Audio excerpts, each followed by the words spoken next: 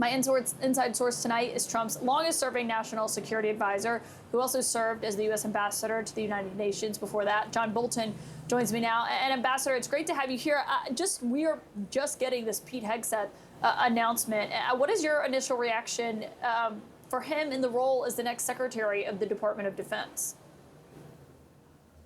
Well, several quick points. I do think this is a loyalty choice, or really the better word we should be using is fealty choice, that Trump feels perfectly comfortable that Pete Hegseth will do what he asks him to do.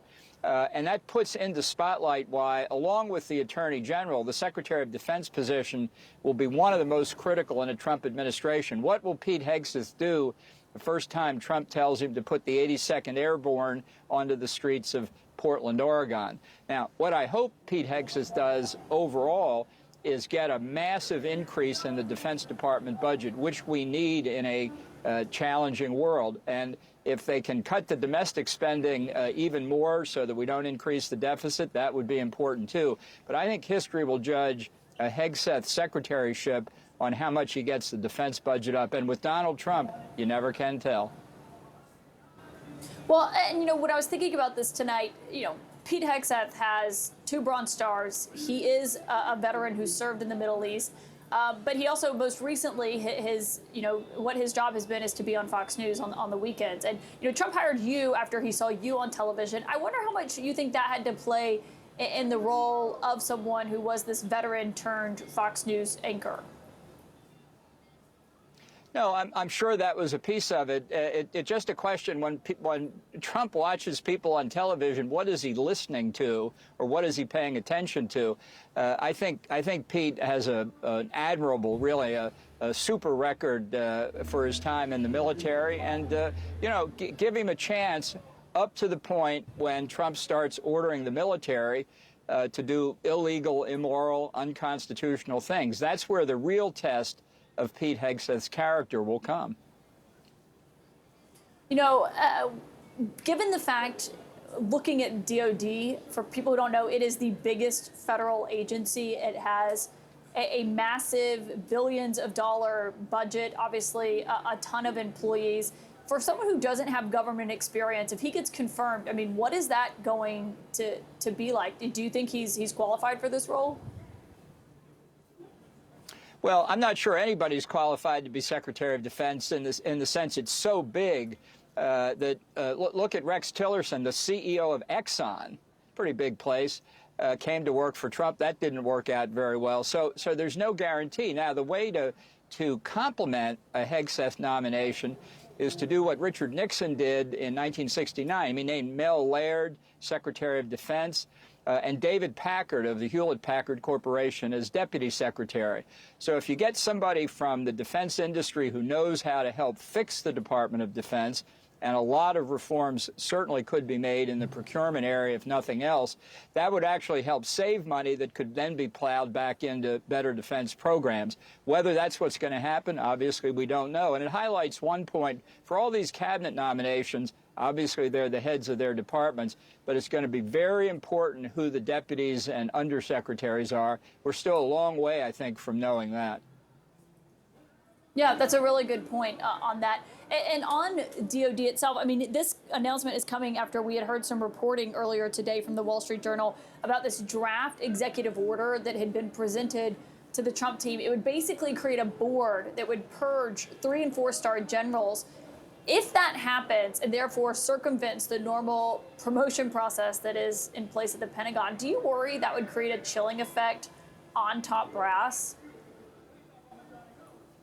Well, I think it's a very real risk to politicizing the military, and it's been a fundamental precept from the beginning of the Republic, really, that the military is not subject to political influence. Now, there's a lot of criticism of what the Biden administration has done. It's certainly within the Trump administration's power to get rid of the woke programs and that sort of thing. But I don't think purging generals is the way to do it. I think you do it by taking control of the department and getting rid of the approaches that you don't like. That's true in any government department.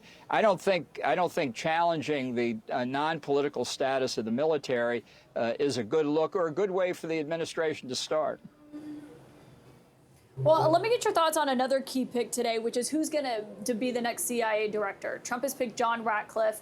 He is a former congressman. For those who don't know, he served as the director of national intelligence when Trump was in office the last time. You had your own personal clashes with him. What do you make of his selection to this role?